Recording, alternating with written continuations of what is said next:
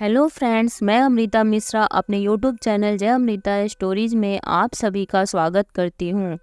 बृहस्पतिवार व्रत की पूजा विधि। बृहस्पतिवार के दिन बृहस्पति भगवान जी की पूजा होती है। उस दिन एक ही समय भोजन करना चाहिए। पीला वस्त्र धारण करना चाहिए। पीला भोजन चने की दाल का होना चाहिए। नमक नहीं खाना चाहिए। पीले रंग का फूल, चने की दाल, पीले कपड़े तथा पीले चंदन से पूजा करनी चाहिए। पूजन के पश्चात कथा सुननी चाहिए। इस व्रत के करने से बृहस्पति जी अति प्रसन्न होते हैं तथा धन और विद्या का लाभ होता है। स्त्रियों के लिए यह व्रत अति आवश्यक है। इस व्रत में केले का पूजन होता है। बृहस्पतिवार व्रत कथा। प्राचीन समय की बात है। भारत में एक राजा राज्य करता था। वह बड़ा प्रतापी तथा दानी था। वह नित्य प्रति मंदिर में भगवत दर्शन करने जाता था। वह ब्राह्मण और गुरु के सेवा किया करता था। उसके द्वार से कोई भी याचक निराश होकर नहीं लौटता था। वह प्रत्येक गुरुवार को व्रत रखता एवं पूजन करता था। हर दिन गरीबों की सहायता करता था, परंतु यह सब बातें उसकी रानी को अच्छी नहीं लगती। वह न व्रत करती और न किसी को भी एक भी पैसा दान में देती थी। वह राजा से भी ऐसा करने को मना किया करती थी। एक समय की बात है कि राजा शिकार खेलने वन को चले गए। घर पर रानी और दासी थी। उस समय गुरु बृहस्पति साधु का रूप धारण कर राजा के दरवाजे पर भिक्षा मांगने आए। साधु ने रानी से भिक्षा मांगी तो वह कहने लगी, हे साधु महाराज, मैं इस दान्य और पुण्य से तंग आ गई हूँ। इस कार्य के लिए तो मेरे पति देव ही बहुत हैं। अब आप ऐसी कृपा करें कि सारा धन नष्ट हो जाए तथा मैं आराम से रह सकूं।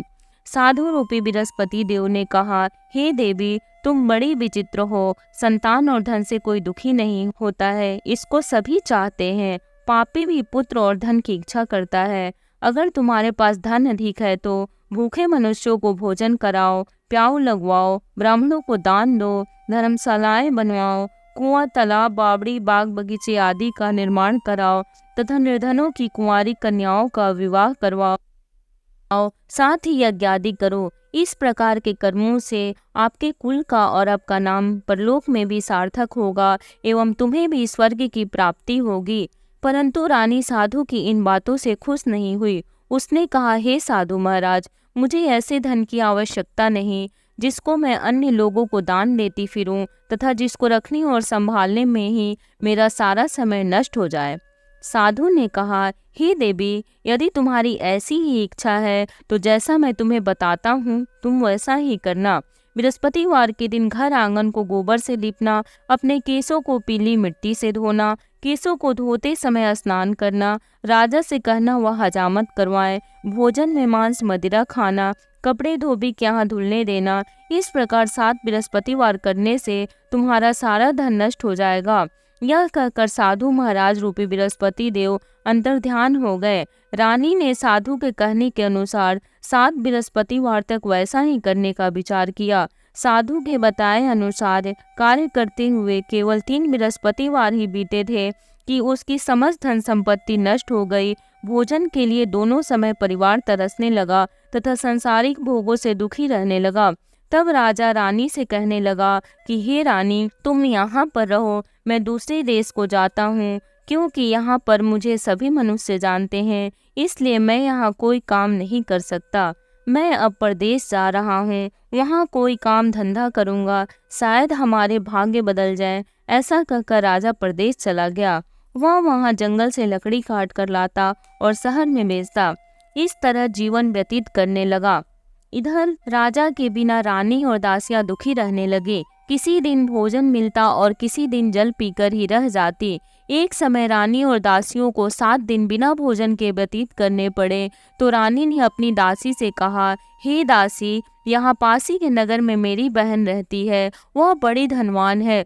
तू उसके पास जा और वहाँ से 5 सिर बेजर मांग कर ले आ, जिससे कुछ समय के लिए गुजारा हो जाएगा। दासी रानी की बहन के पास गई। रानी की बहन उस समय पूजा कर रही थी। बृहस्पतिवार का दिन था। दासी ने रानी की बहन से कहा, हे रानी, मुझे आपकी बहन ने भेजा है, मुझे 5 सिर बेजर दे दो। दासी ने यह बात अनेक बार कही, परंतु रानी की बहन ने कोई उत्तर नहीं दिया, क्योंकि वह उस समय बृहस्पतिवार की कथा सुन रही थी। जब दासी को रानी की बहन से कोई उत्तर नहीं मिला तो वह बहुत दुखी हुई, उसे क्रोध भी आया। वह लौटकर रानी से बोली, हे रानी, आपकी बहन बहुत ही घमंडी है, वह छोटे लोगों से बात भी नहीं करती। मैंने उससे कहा तो उसने कोई उत्तर नहीं दिया, मैं वापस चली आई। रानी बोली, हे दासी, इसमें उसका कोई दोष नहीं है। जब बुरे दिन आते हैं तब कोई सहारा नहीं देता, अच्छे बुरे का पता विपत्ति में ही लगता है। जो ईश्वर की इच्छा होगी वही होगा, यह सब हमारे भाग्य का दोष है।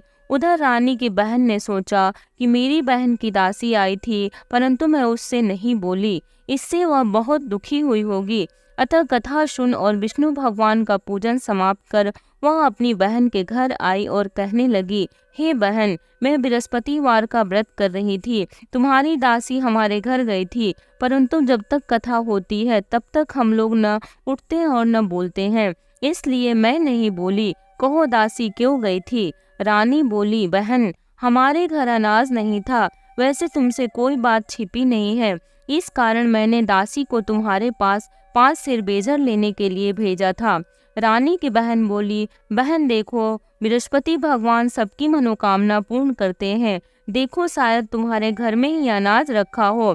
यह सुनकर दासी घर के अंदर गई तो वहां उसे एक घड़ा बेजर का भरा मिल गया।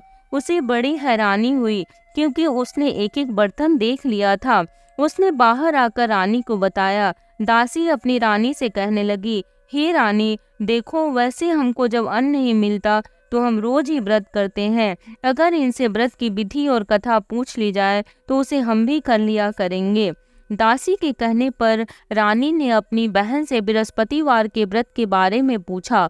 उसकी बहन ने बताया, हे रानी बहन, बृहस्पतिवार को सूर्योदय से पूर्व उठकर स्नान करके बृहस्पतिवार का व्रत करना चाहिए, लेकिन उस दिन सिर नहीं धोना चाहिए। बृहस्पतिवार के व्रत में चने की दाल और मुनक्कों से विष्णु भगवान का केले के वृक्ष की जड़ से पूजन करें तथा दीपक जलावें। उस दिन एक ही समय भोजन करें, भोजन पीले खाद्य पदार्थ का करें तथा कथा सुने। इस प्रकार करने से गुरु भगवान प्रसन्न होते हैं, अन्न पुत्र धन देते हैं। इस तरह व्रत और पूजन की विधि बताकर रानी की बहन अपने घर लौट गई।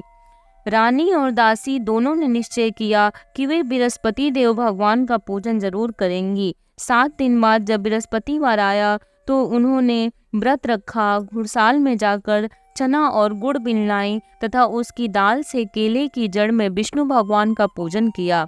अब भोजन कहाँ से आए? दोनों बड़ी दुखी हुई, परंतु उन्होंने व्रत किया था, इस कारण बृहस्पति देव भगवान प्रसन्न थे। वे एक साधारण व्यक्ति के रूप में 2 थालों में सुंदर पीला भोजन लेकर आए और दासी को देकर बोले, हे दासी, यह भोजन तुम्हारे और रानी के लिए है, तुम दोनों करना। दासी भोजन पाकर बड़ी प्रसन्न हुई और रानी से बोली, रानी जी भोजन कर लो। रानी को भोजन आने के बारे में कुछ पता नहीं था, इसलिए वह दासी से बोली, जा तो ही भोजन कर, क्योंकि तो हमारी व्यर्थ में हंसी उड़ाती है। दासी बोली, एक व्यक्ति अभी भोजन दे गया है। रानी कहने लगी, वह भोजन तेरे लिए ही दे गया है, तू ही भोजन कर। दासी ने कहा, वह व्यक्ति हम दोनों के लिए 2 थालों में भोजन दे गया है, इसलिए और मैं और आप दोनों ही साथ साथ भोजन करेंगी। फिर दोनों ने गुरु भगवान को नमस्कार कर भोजन प्रारंभ किया। उसके बाद से वे प्रत्येक बृहस्पतिवार को गुरु भगवान का व्रत और पूजन करने लगी। बृहस्पति भगवान की कृपा से उनके पास धन हो गया, परंतु रानी फिर पहले की तरह से आलस्य करने लगी। तब दासी बोली, देखो रानी, तुम पहले भी इसी प्रकार आलस्य करती थी, तुम्हें धन को रखने में कष्ट होता था, इस कारण सभी धन नष्ट हो गया। अब गुरु भगवान की कृपा से धन मिला है तो फिर तुम्हें आलस्य होता है। बड़ी मुसीबतों के बाद हमने यह धन पाया है, इसलिए हमें दान पुण्य करना चाहिए। तुम भूखे मनुष्यों को भोजन कराओ, प्याऊ लगवाओ, ब्राह्मणों को दान दो, कुआं, तालाब, बावड़ी आदि का निर्माण करवाओ, मंदिर पाठशाला बनवा कर दान दो, कुंवारी कन्याओं का विवाह करवाओ, धन को शुभ कार्यों में खर्च करो, जिससे तुम्हारे कुल का यश बढ़े तथा स्वर्ग प्राप्त हो और पितृ प्रसन्न हो। दासी की बात मानकर रानी ने इसी प्रकार के कर्म करने प्रारंभ किए, जिससे उनका काफी यश फैलने लगा। एक दिन रानी और दासी आपस में विचार करने लगी कि न जाने राजा किस दशा में होंगे उनकी कोई खोज खबर नहीं है। गुरु भगवान से उन्होंने प्रार्थना की और भगवान ने रात्रि में राजा को स्वप्न में कहा, हे राजा उठ, तेरी रानी तुझको याद करती है, अब अपने देश को लौट जा। राजा प्रातः काल उठकर जंगल से लकड़ियां काट कर लाने के लिए जंगल की ओर चल पड़ा। जंगल से गुजरते हुए वह सोचने लगा, रानी की गलती से कितने दुख भोगने पड़े। राजपाट छोड़कर उसे जंगल में आकर रहना पड़ा। जंगल से लकड़ियां काटकर उन्हें बेचकर गुजारा करना पड़ा। उसी समय उस जंगल में बृहस्पति देव एक साधु का रूप धारण कराए और राजा के पास आकर बोले, हे लकड़हारे, तुम इस सुनसान जंगल में किस चिंता में बैठे हो, मुझको बतलाओ। यह सुन राजा के नेत्रों में जल भर आया और साधु की वंदना कर बोला, हे प्रभु, आप सब कुछ जानने वाले हैं। इतना कहकर राजा ने साधु को अपनी संपूर्ण कहानी सुना। महात्मा तो स्वभाव से ही दयालु होते हैं। वे राजा से बोले, हे राजा, तुम्हारी पत्नी ने बृहस्पति देव के प्रति अपराध किया था, जिसके कारण तुम्हारी यह दशा हुई। अब तुम किसी प्रकार की चिंता मत करो, भगवान तुम्हें पहले से अधिक धन देंगे। देखो, तुम्हारी पत्नी ने बृहस्पतिवार का व्रत करना प्रारंभ कर दिया है। अब तुम भी बृहस्पतिवार का व्रत करके चने की दाल, गुड़ और जल को लोटे में डालकर केले के पत्ते से भगवान विष्णु का पूजन करो। फिर कथा कहो या सुनो, भगवान तुम्हारी सब कामनाओं को पूर्ण करेंगे। साधु को प्रसन्न देखकर राजा बोला, हे प्रभु, मुझे लकड़ी बेचकर इतना पैसा नहीं बचता जिससे भोजन करने के उपरांत कुछ बचा सकूं। मैंने रात्रि में अपनी रानी को व्याकुल देखा है। मेरे पास कोई साधन नहीं जिससे समाचार जान सकूं। फिर मैं बृहस्पतिवार की कौन सी कहानी कहूं या सुनूं, मुझको तो कुछ भी मालूम नहीं है। साधु ने कहा, हे राजा, तुम किसी बात की चिंता मत करो। बृहस्पतिवार के दिन तुम रोजाना की तरह लकड़ियां लेकर शहर को जाओ। तुम्हें रोज से दुगना धन प्राप्त होगा, जिससे तुम भली भांति भोजन कर लोगे तथा बृहस्पति देव की पूजा का सामान भी आ जाएगा। बृहस्पति देव की कथा इस प्रकार है। बृहस्पति देव की कथा। प्राचीन काल में एक बहुत ही निर्धन ब्राह्मण था। उसकी कोई संतान नहीं थी। वह नित्य पूजा पाठ करता, परंतु उसकी स्त्री बहुत मलिनता के साथ रहती थी। वह न स्नान करती और न किसी देवता का पूजन करती। प्रातः काल उठते ही सर्वप्रथम भोजन करती, बाद में कोई अन्य कार्य करती। ब्राह्मण देवता बहुत दुखी रहते थे। पत्नी को बहुत समझाते, किंतु उसका कोई परिणाम न निकला। भगवान की अनुकंपा से एक समय उस ब्राह्मण की पत्नी गर्भवती हुई और 10वें महीने एक सुंदर कन्या को जन्म दिया। निर्धन ब्राह्मण कन्या के जन्म से बहुत दुखी हुआ। धीरे धीरे ब्राह्मण की कन्या बड़ी होने लगी। बचपन से ही उस कन्या की रुचि भगवान विष्णु की पूजा में थी। वह प्रातः काल उठते ही स्नान आदि करके भगवान विष्णु की पूजा करने मंदिर में जाती थी। बृहस्पतिवार को व्रत करके विधिवत पूजा पाठ करती थी। पूजा पाठ के बाद वह पढ़ने के लिए पाठशाला में जाती थी। घर से चलते हुए वह मुट्ठी भर जौ साथ लेकर जाती थी और पाठशाला के रास्ते में थोड़े थोड़े जौ गिराती जाती थी।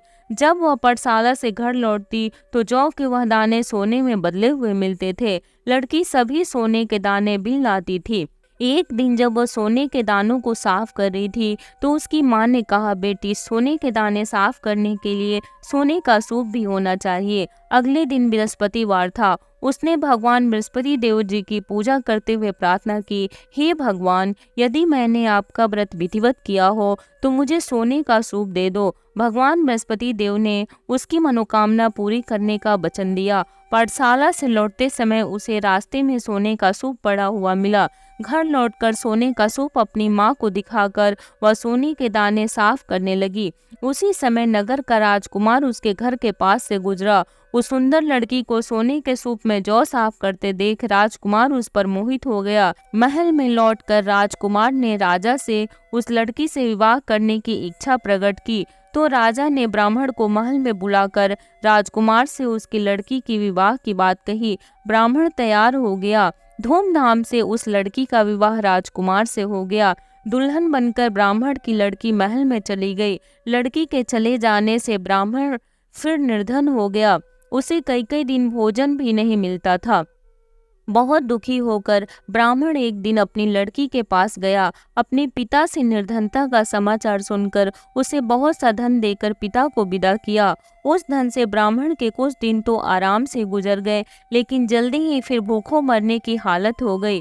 ब्राह्मण अपनी लड़की से धन लेने के लिए फिर महल में पहुंचा। लड़की ने पिता की बुरी हालत देखकर कहा, पिताजी, आखिर कब तक आप मुझसे धन लेकर जीवन यापन करेंगे? आप कोई ऐसा उपाय क्यों नहीं करते जिससे आपका घर धन संपत्ति से भर जाए?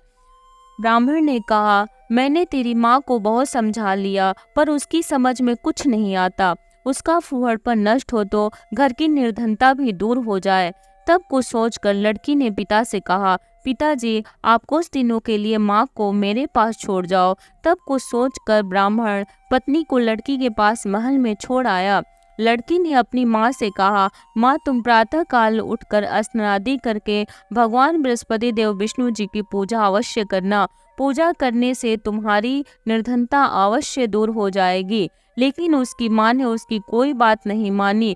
तब क्रोधित होकर लड़की ने अपनी माँ को एक कक्ष में बंद कर दिया। सूर्योदय के समय माँ को उठाकर जबरदस्ती उससे स्नान कराया और फिर मंदिर में ले जाकर भगवान बृहस्पति देव जी की पूजा कराई।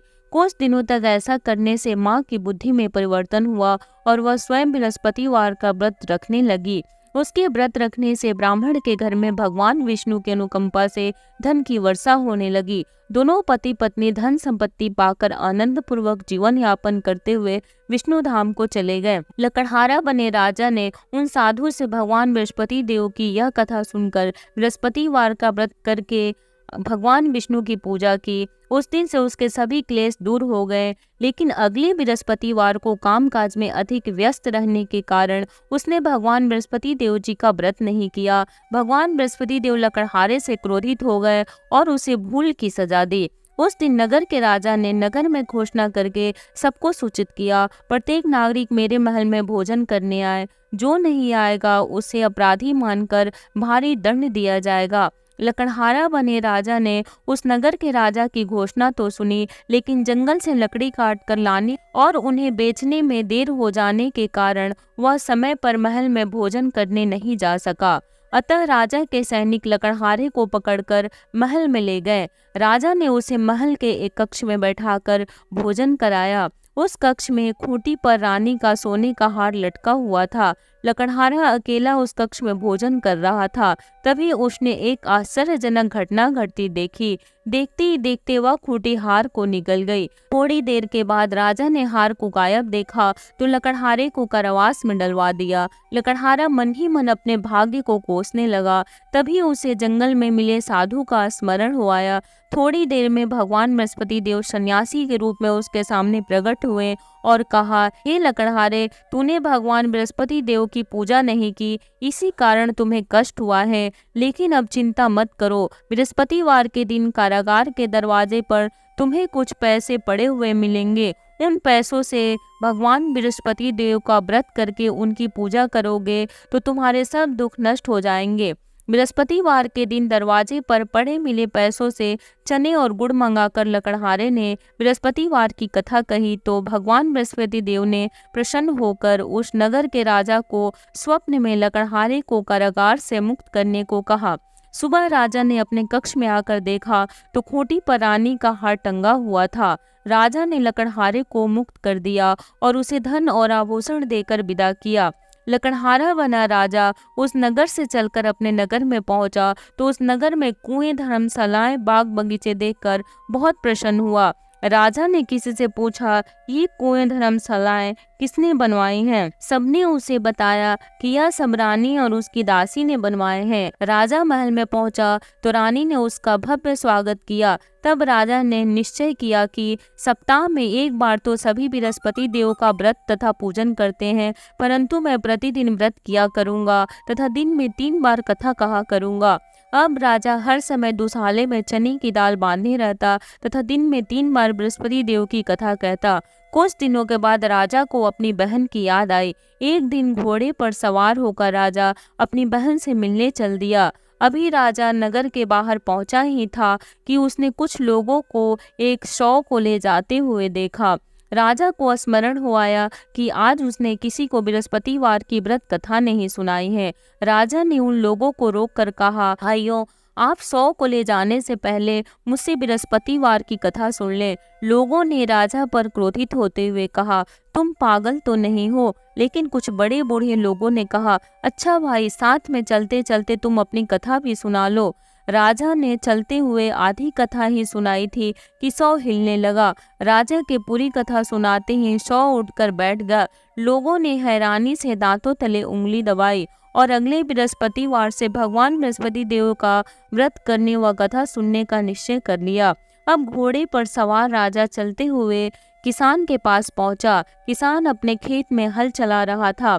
राजा ने कहा, अरे भाई, मुझसे बृहस्पतिवार की कथा सुन लो। किसान झुंझला कर बोला, अरे भाई, देख नहीं रहे, जितनी देर तक तुम्हारी कथा सुनूंगा उतनी देर में तो पूरे खेत में हल चला लूंगा। राजा निराश होकर चलने लगा।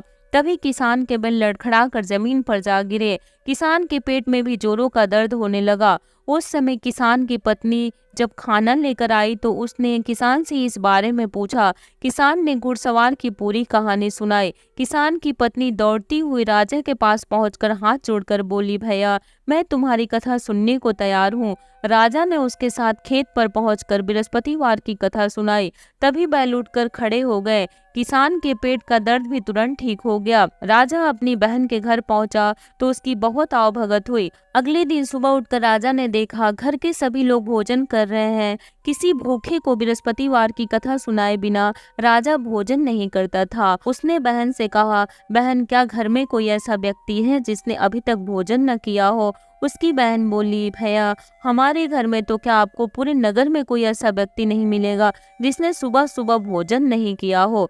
तब राजा ने बहन के घर से निकलकर उस नगर में बिना भोजन किए व्यक्ति की तलाश की। एक गणनीय के घर में उसका बेटा बीमार होने के कारण भूखा रह गया था। राजा ने उसको जाकर बृहस्पतिवार की कथा सुनाई। कथा सुनते सुनते गणनीय का बीमार बेटा बिल्कुल ठीक हो गया। सबने राजा की बहुत प्रशंसा की। एक दिन राजा ने अपनी बहन से कहा, बहन, अब हम अपने घर को जाना चाहते हैं, तुम भी हमारे साथ चलो, कुछ दिन वहां रह कर लौट आना। राजा की बहन ने अपनी सास से पूछा तो सास ने ताने देते हुए कहा, बहू, मायके जाना तो अकेली जाना, मेरे पोतों को नहीं ले जाना। तुम्हारे भाई की कोई संतान नहीं है, कहीं तुम्हारी भाभी मेरे पोतों पर कोई जादू टोना न कर दे। दूसरे कक्ष में बहन की सास की बातें सुनकर राजा दुखी मन से अकेला ही अपने नगर को लौट गया। रानी ने राजा से कहा, आप तो अपनी बहन को साथ लाने की बात कहकर गए थे, फिर बहन को साथ क्यों नहीं लाए? तब राजा ने दुखी होते हुए कहा, रानी, हमनी संतान है, इसलिए कोई हमारे घर आना पसंद नहीं करता। रानी ने राजा को समझाया, हे प्राणनाथ, हमें बृहस्पति देव ने सब कुछ दिया है, अब भगवान बृहस्पति देव हमें संतान भी अवश्य देंगे। बृहस्पतिवार को विधिवत व्रत करते हुए राजा रानी ने भगवान बृहस्पति देव से संतान के लिए प्रार्थना की। कुछ दिनों के बाद उन्होंने स्वप्न में दर्शन देते हुए कहा, हे राजन, तेरी मनोकामना अवश्य पूरी होगी। एक सप्ताह बाद ही रानी गर्भवती हो गई। 10वें महीने रानी ने एक सुंदर पुत्र को जन्म दिया। राजा रानी जीवन पर्यंत बृहस्पतिवार का व्रत करते रहे। उनके घर में धन की वर्षा होती रही। इस तरह आनंद पूर्वक जीवन यापन करते हुए राजा रानी भगवान बृहस्पति देव की अनुकंपा से मोक्ष को प्राप्त करके सीधे बैकुंठ धाम पहुंच गए। बृहस्पतिवार को विधिवत व्रत करके जो स्त्री पुरुष भगवान विष्णु की पूजा करते हैं, भगवान उनकी सभी मनोकामनाएं पूरी करते हैं। एक बार बोलो विष्णु भगवान की जय। विष्णु प्रिया लक्ष्मी माता की जय।